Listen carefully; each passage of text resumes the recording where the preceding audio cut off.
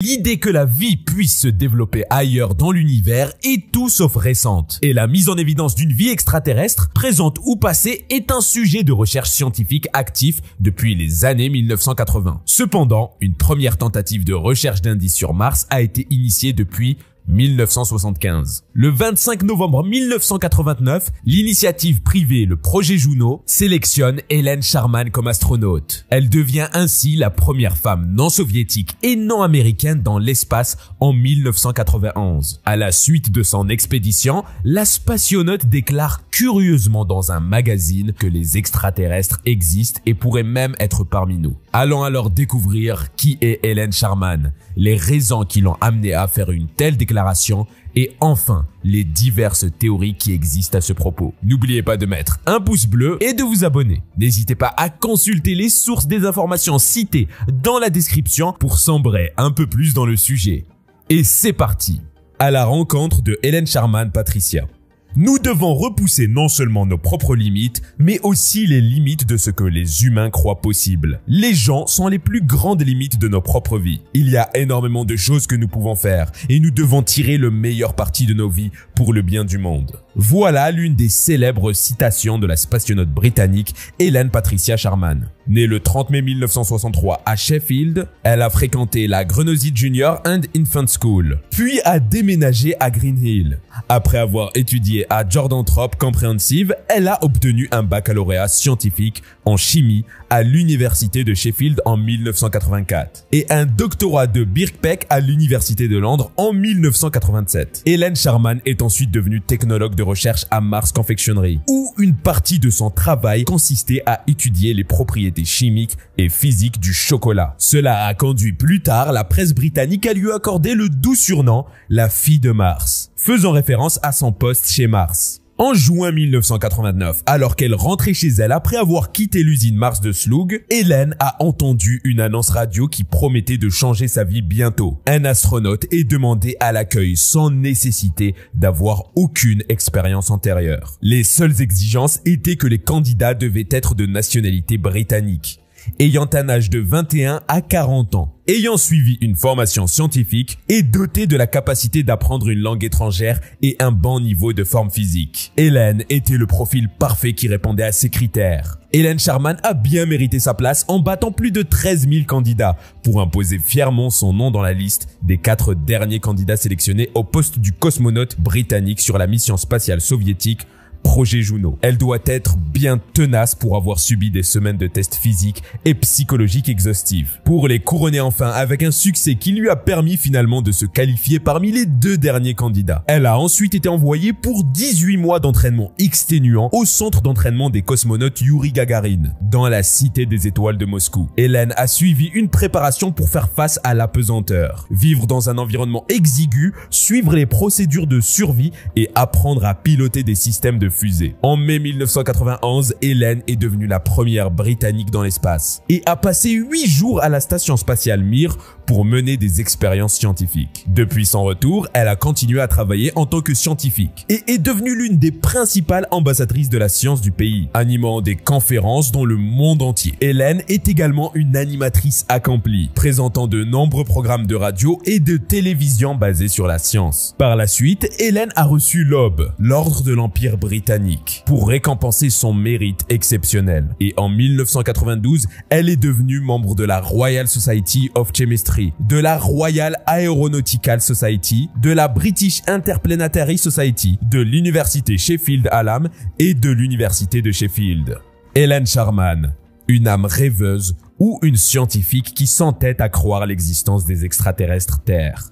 La première femme astronaute connue sous le nom de Dr Hélène Sharman a avancé des propos dans une déclaration faite pour le magazine Observer, qui supposait la véracité des hypothèses à propos de l'existence d'extraterrestres. L'astronaute a encouragé les gens à croire en leur existence, sans pour autant se casser la tête avec des idées bornées par le concret, parce que d'après elle, les extraterrestres existent. C'est juste qu'on n'est pas assez chanceux pour les apercevoir. Elle a même évoqué la possibilité qu'ils partagent avec nous le territoire terrestre. Pour appuyer ses propos qui ne sont pas assez adéquats avec la raison humaine, Hélène a ajouté qu'il y a tellement de milliards d'étoiles dans l'univers qu'il doit y avoir toutes sortes de formes de vie différentes. Le docteur Sharman a déclaré que, Même si les extraterrestres ne partagent pas la composition humaine qui contient nécessairement le carbone et l'azote, comme les humains, la possibilité qu'ils soient tout près de nous sans avoir accès à notre champ visuel n'est pas une hypothèse à écarter. En septembre de l'année 2016, 3 vidéos illustrant des objets d'origine mystérieuse en plein mouvement dans les airs à une vitesse vertigineuse étaient censées être diffusées, présentant ainsi des preuves d'existence potentielle d'extraterrestres. Après de nombreuses investigations et d'explorations poussées à ce sujet, l'US Navy a reconnu l'authenticité de ces images militaires d'OVNI. Les vidéos ont donc été diffusées par la suite par la To the Stars Academy of Arts and Science, respectivement en décembre 2017 et en mars 2018. Les théories qui soutiennent l'existence des extraterrestres dans l'univers. L'existence des extraterrestres est bien un sujet controversé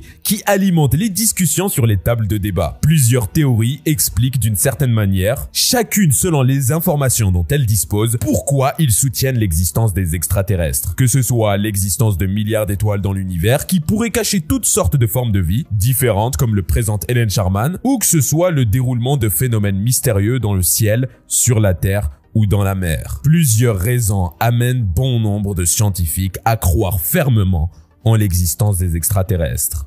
La science, des explorations scientifiques pour expliquer un phénomène tout sauf scientifique. L'évolution de la science caractérisée par l'invention des télescopes modernes, la mise en place de stations spatiales ainsi que les nouvelles technologies et connaissances ont permis au monde scientifique de s'ouvrir officiellement à l'idée que nous ne sommes pas seuls dans l'univers. L'étude des systèmes stellaires de notre galaxie par les scientifiques leur a permis de confirmer l'existence de planètes semblables à la Terre où des espèces intelligentes auraient pu se développer et donc des sociétés extraterrestres comparables à celles de la Terre. Cependant, ce sont des planètes à des milliers d'années-lumière. La science exclut donc absolument que ces distances puissent permettre à d'hypothétiques sociétés extraterrestres de nous atteindre. Dans le même temps, le phénomène OVNI est de plus en plus fréquent et affecte toutes les nations et sociétés du monde. Les nombreux phénomènes inexplicables ont convaincu un bon nombre de personnes qualifiées se trouvant dans toutes les sphères sociales, que ce soit scientifiques, politiques ou religieux, de la nature extraterrestre des ovnis. L'histoire de l'affaire est d'une ampleur importante et implique plusieurs témoins. Jugé digne de crédibilité que l'hypothèse d'une présence arrive progressivement à concurrencer les théories qui écartent cela en science officielle. En effet, les déclarations de plusieurs personnages de haut calibre, tant militaires que politiques, qui ont affirmé avoir vu des objets volants qui, selon eux, ne sont pas imputables à des phénomènes naturels ou à des objets d'origine terrestre, font que la théorie de l'existence de vie extraterrestre ne peut plus être rejetée. Les extraterrestres risquent bien de franchir les téléviseurs et devenir une réalité presque imaginaire. Les croyances du Major Gordon Cooper sur les ovnis. Il y a certainement eu trop de personnes, des personnes très qualifiées et des groupes de personnes qualifiées qui ont eu une interaction d'une façon ou d'une autre avec des engins ou des êtres extraterrestres, a déclaré Cooper. En effet, il insiste que pour vraiment nier que quelque chose se passe et nier catégoriquement l'existence de ces êtres, nous avons besoin d'un peu plus d'explications. Gordon Cooper croit fermement en l'existence des extraterrestres. Cette croyance indéfectible a pris racine suite aux expériences qu'il a vécues lors de ses nombreuses escapades dans l'espace. D'ailleurs, dans son livre écrit avec Bruce Anderson, Cooper raconte comment il a vu son premier ovni dans le ciel de l'Europe en 1951. Pilote de l'armée de l'air en Allemagne de l'Ouest, Cooper et ses camarades d'escadron ont été embarqués dans leur jet F-86 Sabre pour intercepter ce qui semblait être plusieurs embarcations en argent métallique et en forme de soucoupe. Cooper décrit également un incident survenu à la base aérienne d'Edward, en Californie, au cours duquel il a regardé une fois la scène d'un ovni écrasé dans le sud-ouest américain. Tout au long de son livre, l'ancien astronaute plaide pour que le gouvernement donne accès à ces dossiers et soit clair sur les visites extraterrestres. Il est tellement convaincu que les ovnis méritent une étude sérieuse et importante qu'il l'a énoncé une fois devant les Nations Unies en 1978. Son espoir était que l'ONU deviendrait un référentiel central pour les récits d'observation d'ovnis. J'ai fait l'effort de faire en sorte que l'ONU reprend la balle, a déclaré Cooper lors de la signature du livre. Ils ont pensé que c'était une excellente idée, mais sans jamais rien faire à ce sujet. On peut voir aisément que malgré toute la peine qu'il s'est donnée pour l'observation des ovnis, le gouvernement n'a pas pour autant fait d'efforts dans ce sens. Tout invite à croire que le gouvernement américain dispose d'informations capitales sur les ovnis, qui pourraient peut-être confirmer l'existence d'extraterrestres. Les probabilités sont beaucoup plus énormes pour que la vie soit exclusive à la Terre. David Louapre, sur son blog Science Étonnante, développe la théorie suivant laquelle il existerait bel et bien d'autres civilisations dans l'univers. Tout d'abord, il reconnaît que les conditions nécessaires pour une planète de disposer de vie intelligente sont bien précises. Ainsi, il est donc bien clair que pour une planète prise au hasard dans l'univers, la probabilité que la vie intelligente s'y développe est extraordinairement faible. Cependant, pour justifier sa théorie, il se calque sur notre galaxie, la Voie lactée. Pour expliquer ceci, David Louapre déclare que la Voie lactée contient quelques centaines de milliards d'étoiles, chacune de ces étoiles abritant probablement en moyenne quelques planètes. Cela fait donc peut-être 1000 milliards de planètes dans la Voie lactée. Mais ce n'est pas tout, car des galaxies comme la Voie lactée, il en existe plus de 100 milliards dans l'univers visible. Au total, on peut donc estimer qu'il y a dans l'univers environ 10 puissance 23 planètes, ce qui est un chiffre vraiment énorme, soit en gros le nombre de grains de sable sur Terre. On peut alors comprendre que même si la probabilité d'apparition de la vie intelligente est fabuleusement faible, avec 10 puissance 23 tentatives, on peut bien raisonnablement imaginer que cela ait pu marcher sur d'autres planètes que la nôtre. D'ailleurs, nous pouvons comprendre ce raisonnement de David. Néanmoins, si une telle civilisation existe réellement, pourquoi n'avions-nous pas encore pu les voir à visage découvert? Bien sûr, la question se pose. Et pour répondre à cette question, David explique que d'autres civilisations extraterrestres existent et que leur niveau de technologie dépasse l'entendement. En réalité, il pense que nous sommes par rapport à eux ce que les unicellulaires sont par rapport à nous. Et si tout cela est vrai, alors il est fort probable qu'ils nous aient repérés depuis longtemps, qu'ils nous surveillent du coin de l'œil avec leur technologie de folie et qu'ils s'amusent de nos petits déboires, comme nous quand on regarde une fourmilière. Oumuamua,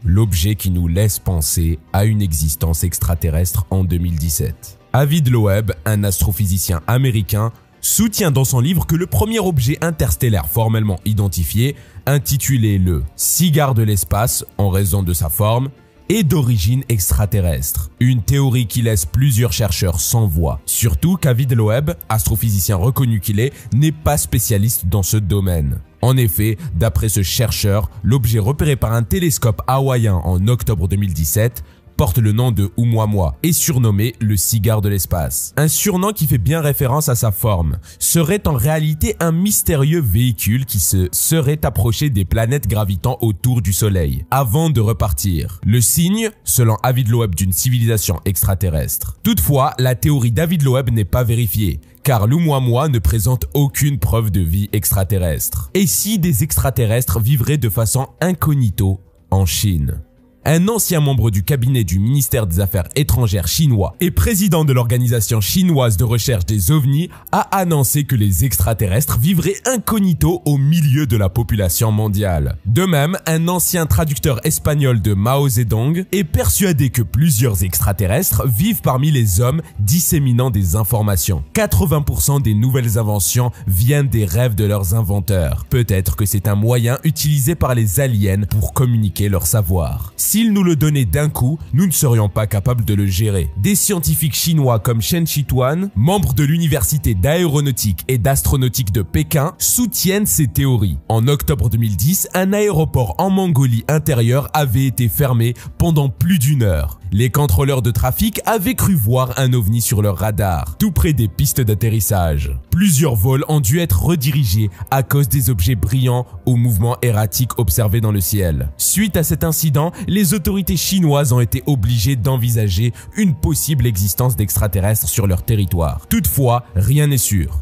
Mais depuis 2010, il y a eu une dizaine de rapports officiels en rapport avec les ovnis en Chine. Les théories qui justifient l'absence des extraterrestres en notre temps. Selon certains scientifiques, les extraterrestres n'existent plus de nos jours. Pour d'autres, l'absence des extraterrestres peut être justifiée par le fait que la Terre est apparue trop tôt dans l'univers. Ainsi, pour les théoriciens et les chercheurs du siècle présent, l'occasion pour nous de voir un jour des extraterrestres sur Terre ne risque pas de se produire trop tôt, parce que les retards coûtent parfois très cher. La dernière théorie en date explique que la Terre serait arrivée tardivement dans notre galaxie, un peu trop tard, laissant le temps nécessaire aux autres formes de vie intelligente de disparaître avant de pouvoir les rencontrer. Pour tirer cette conclusion, les scientifiques de NASA Jet Propulsion Laboratory et de California Institute of Technology ont essayé d'actualiser l'équation de l'astronome Frank Drake, formulée en 1961. Une équation qui consistait à chiffrer les probabilités d'existence de vie extraterrestre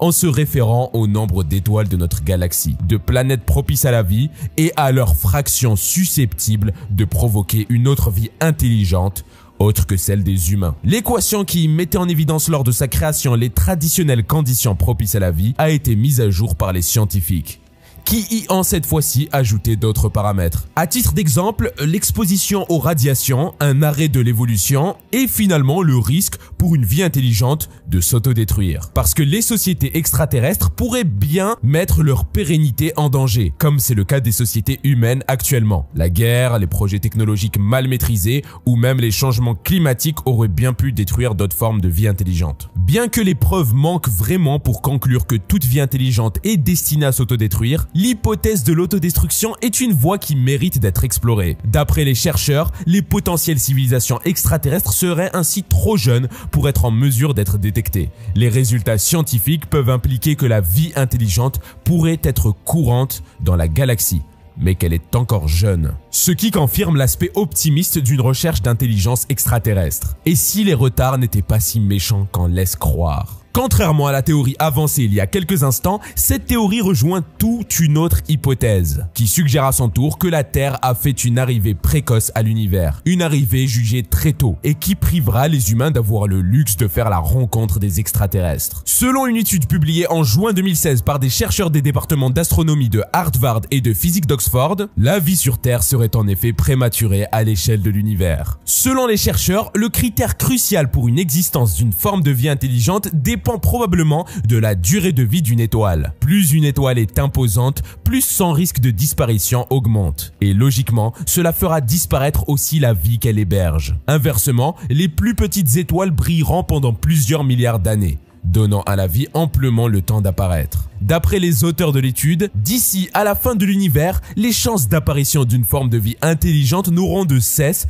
mathématiquement, que de gagner en nombre et en importance. Les humains n'ont qu'à patienter pour pouvoir établir une communication avec les extraterrestres en raison de leur arrivée précoce. Il est temps de vous annoncer que notre rencontre touche à sa fin. N'hésitez surtout pas à nous dire en commentaire quelle opinion faites-vous de tout ce qui vient d'être révélé sur Helen Sharman et de l'existence des extraterrestres. Selon vous, le docteur et l'astronaute Helen Sharman auraient-elles raison sur sa théorie de l'existence des extraterrestres? Les extraterrestres seraient-ils parmi nous? D'ailleurs, notre planète aurait-elle vu le jour après l'extinction des extraterrestres? Ou encore, a-t-elle vu le jour trop tôt avant la civilisation des extraterrestres? Faites-nous part de vos diverses théories et n'oubliez surtout pas de jeter un coup d'œil sur nos autres vidéos. Vous pouvez également activer la cloche de notification pour recevoir l'alerte quand nous diffuserons de nouvelles vidéos qui vont sûrement vous épater.